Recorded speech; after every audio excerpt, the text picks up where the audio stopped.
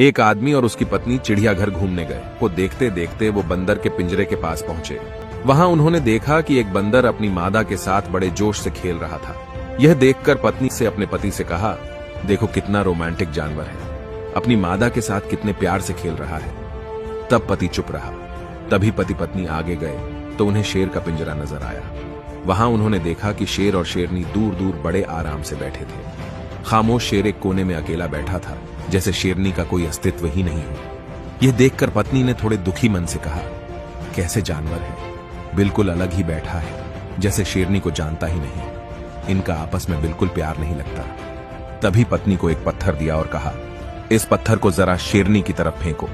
और जैसे ही पत्नी ने शेरनी की तरफ पत्थर फेंका, तभी शेर दहाड़ता हुआ अपनी शेरनी की रक्षा के लिए आगे आया।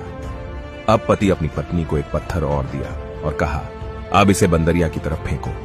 जैसे ही पत्नी ने पत्थर फेंका, वो बंदर अपनी मादा को छोड़कर खुद की जान बचाने के लिए तुरंत पेड़ पर चढ़ गया था। दोनों जानवरों को प्रतिक्रिया समझाते हुए पति ने अपनी पत्नी से कहा, बंदर की तरह झूठे और असंवेदनशील लोग अपने खोखलेपन को छिपाने के लिए अक्सर इस तरह के बाहरी दिखावे वाले रोमांस का ढोंग करते हैं। वहीं इसके विपरीत शेर की तरह लोग हैं, जो दिखावे से दूर तनाव मुक्त होकर अपनी जिंदगी आराम से जी रहे हैं। और आज के समाज में हमारे आसपास बंदर ज्यादा है और शेर बहुत कम है।